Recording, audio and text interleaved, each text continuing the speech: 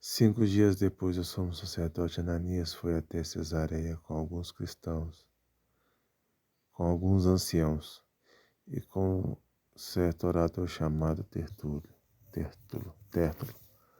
os quais apresentaram ao governador a sua acusação contra Paulo. Depois que Paulo foi chamado, Tértulo passou a acusá-lo, dizendo: Excelentíssimo Félix, tendo nós desfrutado de paz perene por meio do Senhor, e tendo sido feitas por seu providente cuidado, notáveis reformas em breve deste povo, em benefício deste povo. Sempre e em todos os lugares reconhecemos isto com profunda gratidão. Entretanto, para não deter o Senhor por muito tempo, peço que, de acordo com a sua clemência, nos ouça por alguns instantes, porque tendo nós verificado que este homem é uma peste e promove desordens entre os judeus no mundo inteiro, sendo também o principal agitador da seita dos nazarenos, o qual também tentou profanar o templo. Nós o prendemos com o intuito de julgá-lo segundo a nossa lei.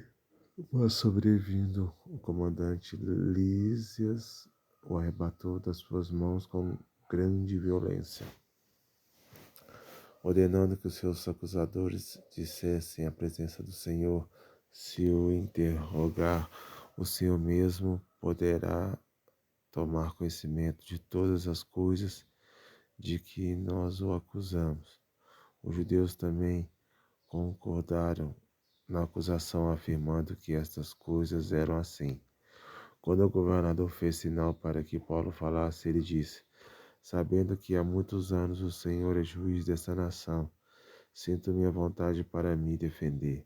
O Senhor mesmo pode verificar que não se passarão mais de 12 dias desde que fui a Jerusalém para adorar a Deus, e que não me acharam no templo discutindo com ninguém, nem agitando o povo, fosse nas sinagogas ou na cidade. Nem podem provar diante do Senhor as acusações que agora fazem contra mim. Porém confesso ao Senhor que, segundo o caminho a que chamam seita, assim eu sirvo ao Deus de nossos pais, acreditando em todas as coisas que concordam com a lei e os escritos dos profetas, tendo a esperança de em Deus, como também estes a têm, de que haverá ressurreição tanto de justos como de injustos. Por isso também me esforço por ter sempre uma consciência pura diante de Deus e dos homens. Depois de anos vim trazer donativos para o meu povo e também fazer oferendas. E foi nesta prática que alguns judeus da província da Ásia me encontraram já purificado no templo, sem ajuntamento de povo e sem tumulto, os quais deviam comparecer diante do Senhor e fazer as acusações se tiverem alguma coisa contra mim. Ou então que estes homens que estão aqui digam que crime acharam em mim por ocasião do meu comparecimento diante do Sinédrio, salvo estas palavras que clamei diante estes, entre eles: hoje estou sendo julgado por vocês por causa da ressurreição dos mortos. Então Félix, conhecendo mais acuradamente as coisas relacionadas com o caminho, adiou a causa, dizendo: quando chegar o comandante Lísias, tomarei uma decisão a respeito do caso de vocês. E ordenou ao centurião que conservasse Paulo na prisão, tratando com tolerância e não impedindo que seus próprios o servissem. Passados alguns dias, Félix veio com Drusila, sua mulher, e que era judia. Mandou chamar Paulo e passou a ouvi-lo a respeito da fé em Cristo Jesus. Quando Paulo começou a falar sobre a justiça, domínio próprio e o juízo vindouro, Félix ficou amedrontado e disse: por agora você pode atirar-se, e quando eu tiver oportunidade mandarei chamá-lo. Ao mesmo tempo esperava que Paulo lhe desse dinheiro. Por isso, chamando mais frequentemente, conversava com ele. 2 anos mais tarde, Félix teve por sucessor Pórcio Festo. E como Félix queria assegurar o apoio dos judeus, manteve Paulo encarcerado. 3 dias depois de ter assumido o governo da província, Festo saiu de Cesareia e foi para Jerusalém. E logo os principais sacerdotes e os maiores judeus lhe apresentaram queixa a respeito de Paulo. Contra ele pediram a fé o favor de mandar que ele fosse trazido a Jerusalém. E é que eles tinham armado uma emboscada para matar Paulo no caminho. Festo, porém, respondeu que Paulo continuaria preso em Cesareia e que ele mesmo muito em breve partiria para lá. E concluiu: aqueles que vocês que estiverem habilitados me acompanhem, e havendo contra este homem qualquer crime, acusem-no, e não se demorando entre eles mais de 8 ou 10 dias, foi para Cesareia. No dia seguinte, assentando-se no tribunal, ordenou que Paulo fosse trazido. Quando Paulo chegou, os judeus que tinham vindo de Jerusalém ficaram em volta dele, fazendo muitas e graves acusações contra ele, as quais, entretanto, não podiam provar. Então Paulo, defendendo-se, disse: nenhum pecado cometi contra a lei dos judeus, nem contra o templo, nem contra César.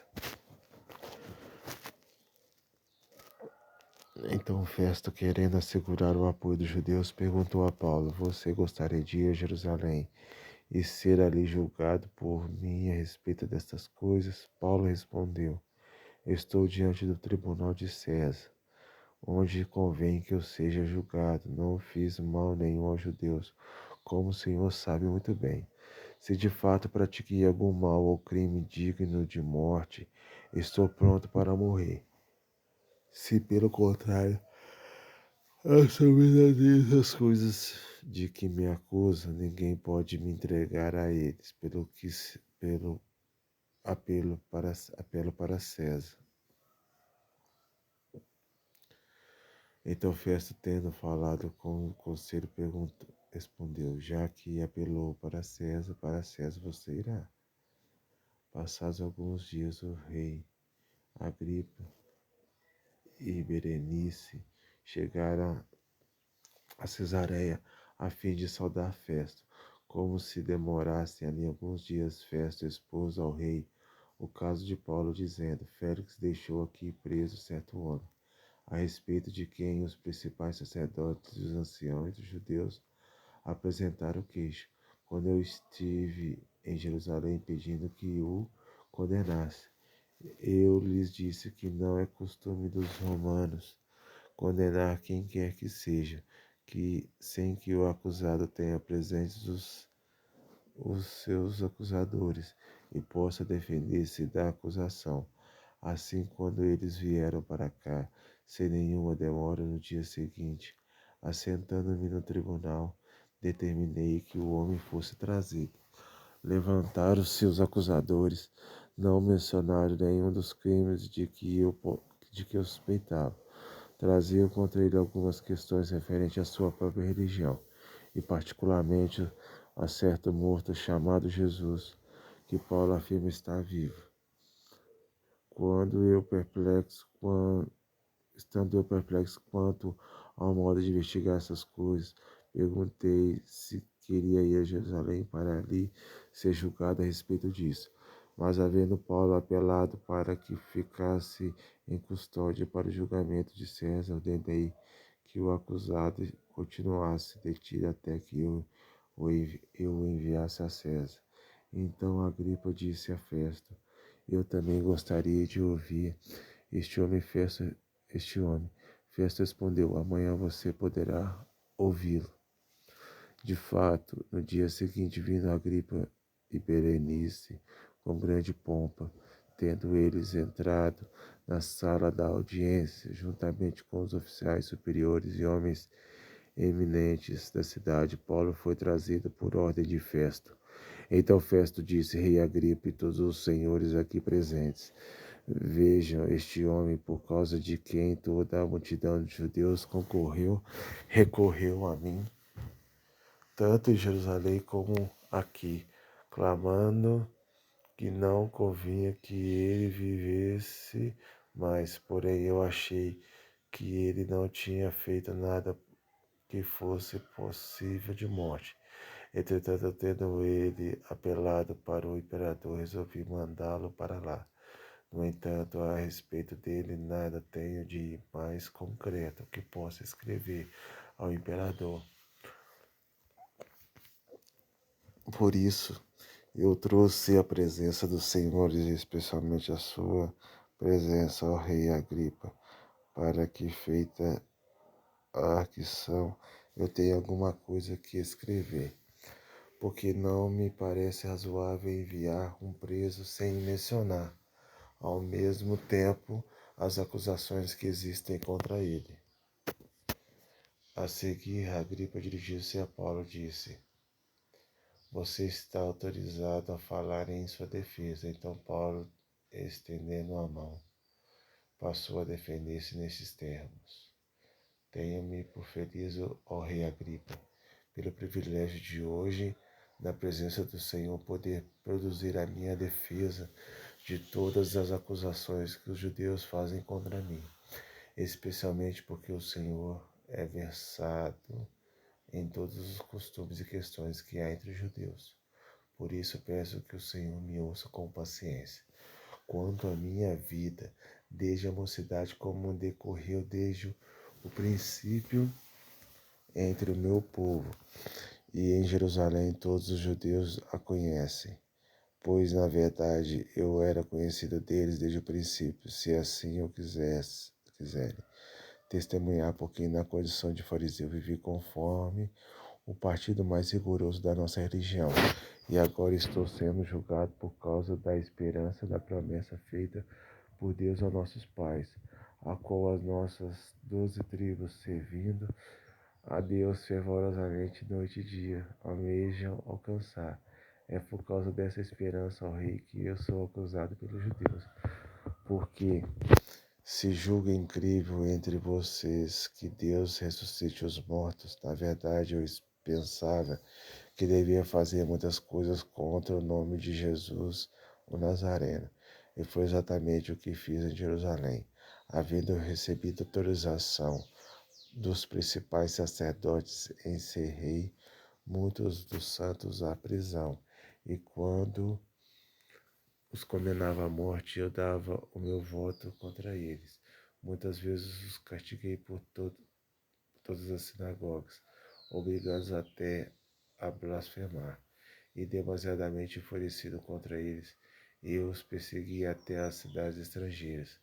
Com isso, com isto em mente, parti para Damasco, levando a autorização dos principais sacerdotes e por eles comissionado.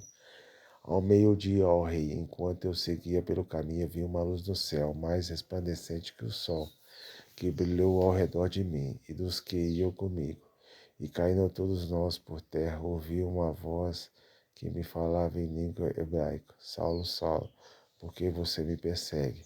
É duro para você ficar dando coices contra os aguilhões? Então eu perguntei: Senhor, quem é você? Ao que o Senhor respondeu: Sou Jesus a quem você persegue. Mas levante-se e fique em pé. Eu apareci a você para constituí-lo ministro e testemunha, tanto das coisas em que você me viu, como daquelas pelas quais ainda lhe aparecerei. Vou livrar você do seu próprio povo e dos gentios, para os quais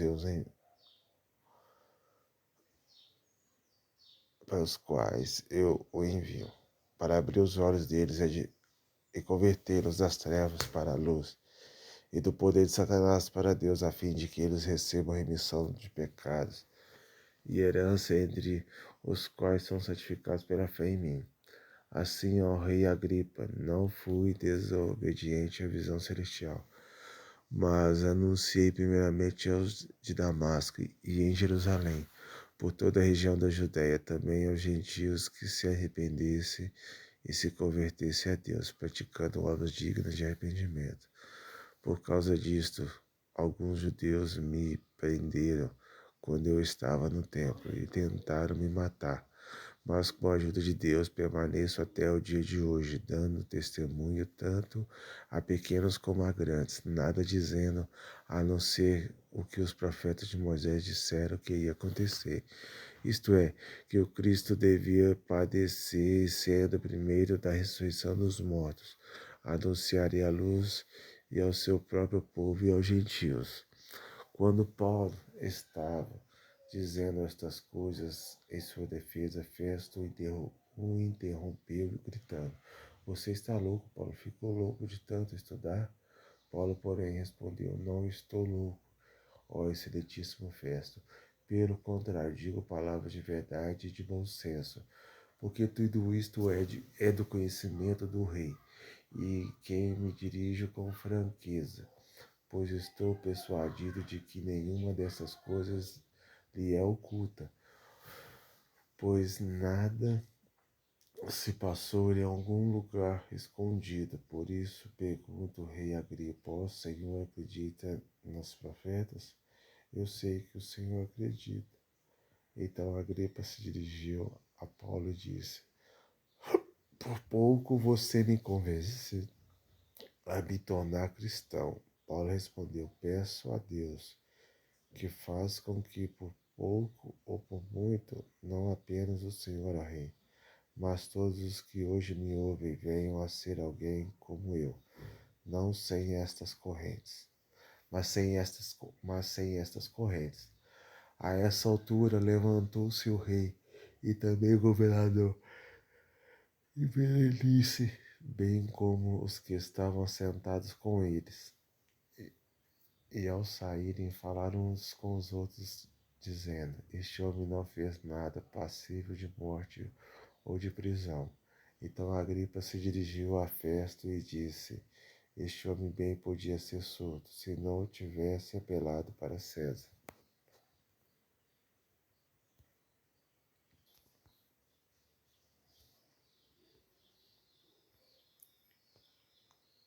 Quando foi concedido, quando foi decidido que devemos navegar para a Itália, entregaram Paulo a alguns outros presos a um centurião chamado Júlio para o batalhão imperial. Embarcando no navio Adramítio, que estava de partida para costear a província da Ásia, fizemos-nos ao mar, indo conosco Aristarco, um macedônio de Tessalônica. No dia seguinte chegamos a Sidom. Júlio, tratando Paulo com humanidade, permitiu que ele fosse ver os amigos e obter assistência. Partindo dali, navegamos ao abrigo da ilha de Chipre, porque os ventos eram contrários, e tendo atravessado o mar ao longo da Cilícia e da Panfilha, chegamos a Mir, na Lícia. Nesse porto, o centurião encontrou um navio de Alexandria que estava de partida para a Itália, e nos fez embarcar nele. Navegando vagarosamente muitos dias, foi com dificuldade que chegamos às imediações de Cnida, não nos sendo permitido prosseguir por causa do vento contrário.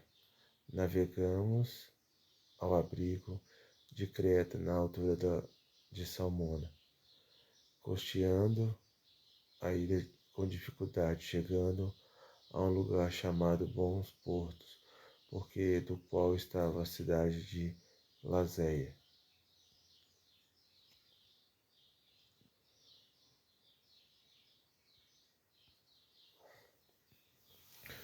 Depois de muito tempo tendo se tornado uma navegação perigosa e já passado o tempo do dia de jejum, Paulo os aconselhou, dizendo: Senhores, vejo que a viagem vai ser trabalhosa, com dano e muito prejuízo não só da carga e do navio, mas também da nossa vida.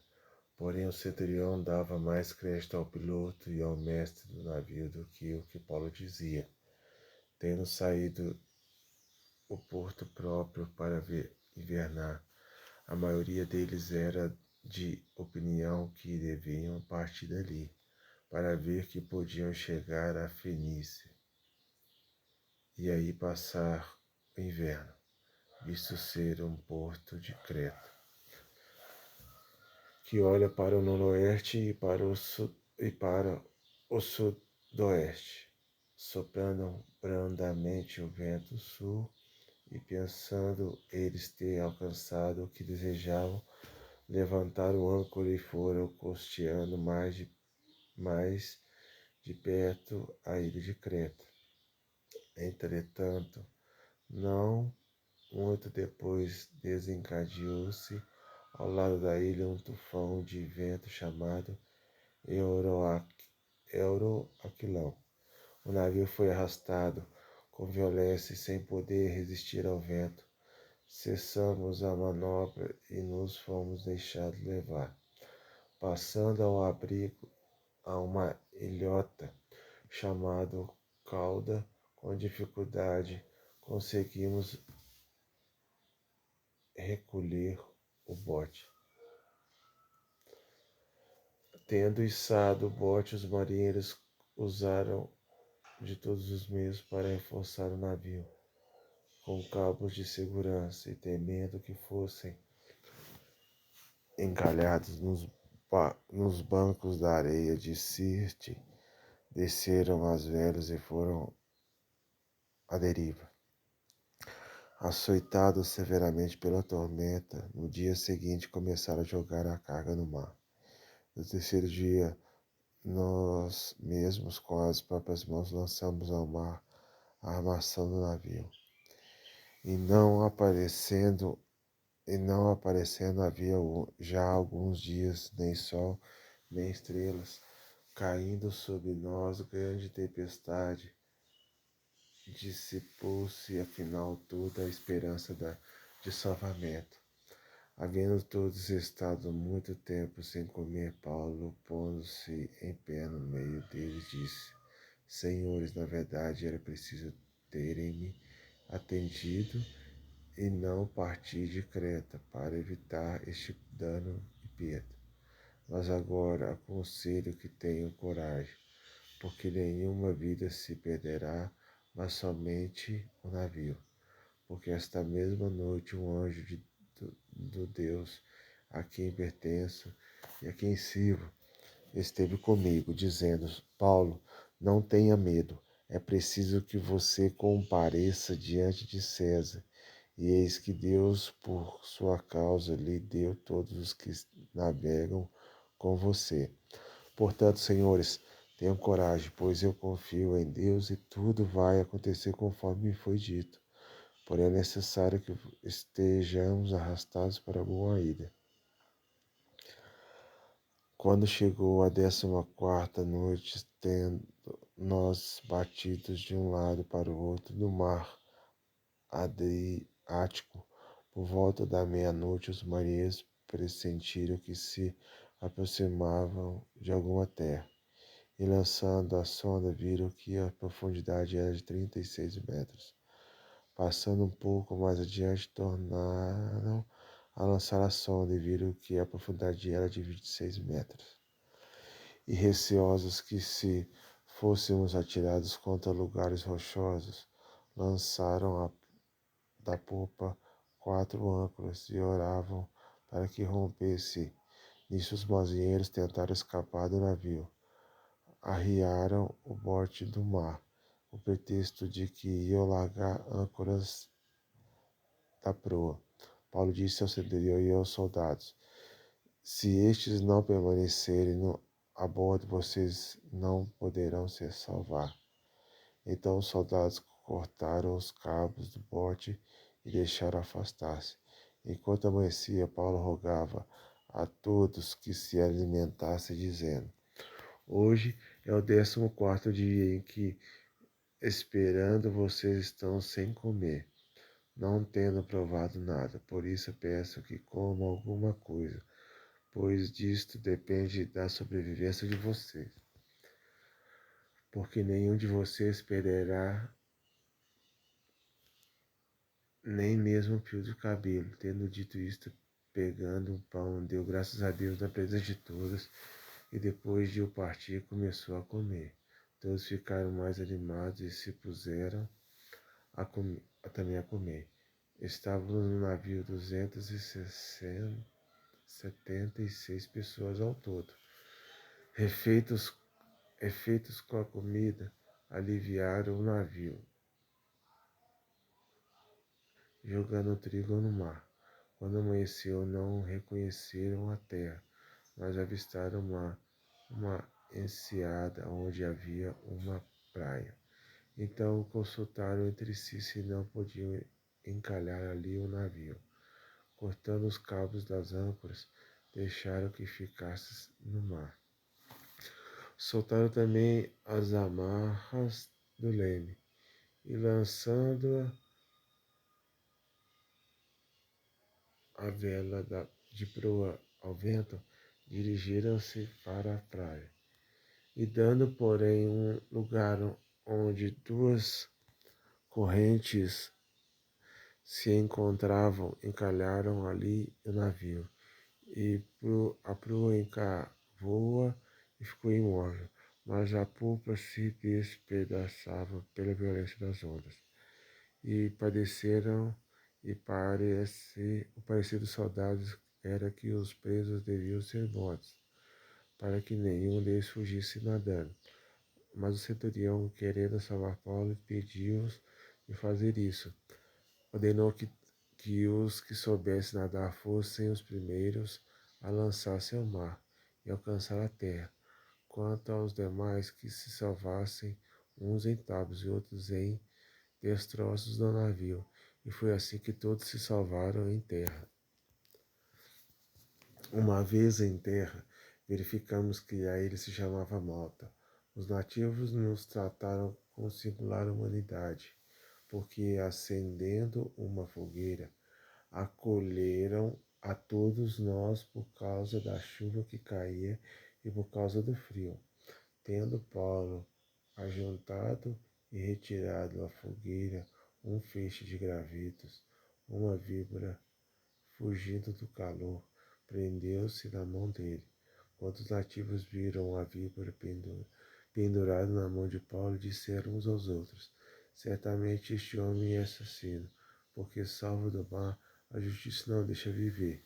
Porém, ele, sacudindo a víbora no fogo, não sofreu mal nenhum. Mas ele esperava que Paulo viesse a inchar, e ao cair morto de repente. Depois de muito esperar, vendo que nada de anormal lhe acontecia, mudando de opinião, diziam que ele era um deus. Perto daquele lugar havia um sítio que pertencia ao homem principal da ilha, chamado Públio, o qual nos recebeu e hospedou com muita bondade durante 3 dias. Aconteceu que o pai de Públio estava enfermo de disenteria, ardendo em febre. Paulo foi visitá-lo e, orando, impôs-lhe as mãos e o curou. À vista deste acontecimento, os demais enfermos que da ilha vieram e foram curados, os quais nos distinguiram com muitas honrarias. E tendo nós de prosseguir viagem, nos puseram a bordo tudo o que era necessário. 3 meses depois, embarcamos num navio de Alexandria, que tinha passado o inverno na ilha. O navio tinha por emblema os deuses gêmeos Castor e Pólux. Chegando a Siracusa, ficamos ali 3 dias. Dali, navegando ao longo da costa, chegamos a Régio. No dia seguinte, começou a soprar vento sul. Em 2 dias, chegamos a Puteoli, Puteoli, onde encontramos alguns irmãos que nos pediram que ficássemos com eles 7 dias, e foi assim que nos dirigimos a Roma. Tendo ali os irmãos ouvindo notícias dessas notícias nossas, vieram ao nosso encontro até a praça de Ápio e as 3 vendas, e ao vê-los, Paulo deu graças a Deus e sentiu-se mais animado. Uma vez em Roma, Paulo recebeu permissão para por morar por sua conta, tendo em sua companhia o soldado que o guardava. 3 dias depois, ele convocou os principais judeus. Quando estavam reunidos, Paulo disse: Meus irmãos, apesar de nada ter feito contra o povo, eu contra os costumes paternos vim preso desde Jerusalém, entregue nas mãos dos romanos. Estes, depois de me interrogarem, quiseram soltar-me, porque não encontraram em mim nenhum crime passivo de morte. Diante da oposição dos judeus, fui obrigado a apelar para César, não tendo eu, porém, nada do que acusar o meu povo. Não tendo eu nada de que acusar o meu povo. Foi por isso que pedi para vê-los e para falar com vocês, porque é pela esperança de Israel que estou preso com esta corrente. Então, eles lhe disseram: Nós não recebemos da Judéia nenhuma carta que falasse a respeito de você. Também não veio qualquer dos irmãos que nos anunciasse ou dissesse algo de mal a seu respeito, mas gostaríamos de ouvir o que você pensa, porque sabemos que em todos os lugares essa seita é contestada. Tendo eles marcado um dia, foram em grande número ao encontro de Paulo no lugar onde ele residia. Então, desde a manhã até a tarde, eles faziam exposição e testemunho do reino de Deus, procurando persuadi-los a respeito de Jesus, tendo pela lei de Moisés como pelos profetas. Houve alguns que ficaram persuadidos pelo que Paulo dizia, outros, porém, continuaram incrédulos. E havendo discordância entre eles, começaram a ir embora, mas antes que saíssem, Paulo disse estas palavras: Bem falou o Espírito Santo aos pais de vocês, por meio por meio do profeta Isaías, quando disse: Vá a esse povo e diga: Ouvindo vocês ouvirão, e de modo nenhum entenderão; vendo vocês verão, e de modo nenhum perceberão.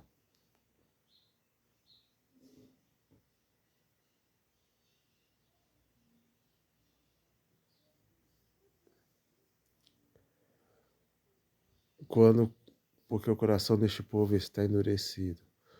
Ouviram com os ouvidos tapados e fecharam os olhos, para que não conhecer que vejam para não acontecer que vejam com os olhos.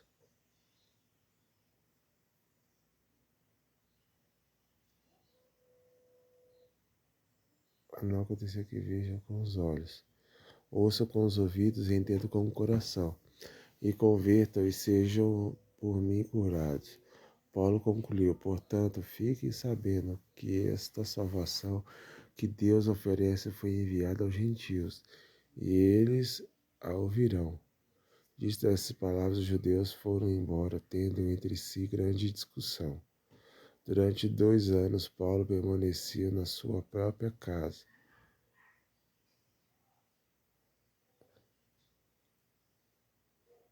que tinha alugado, onde recebia todos os que o procuravam.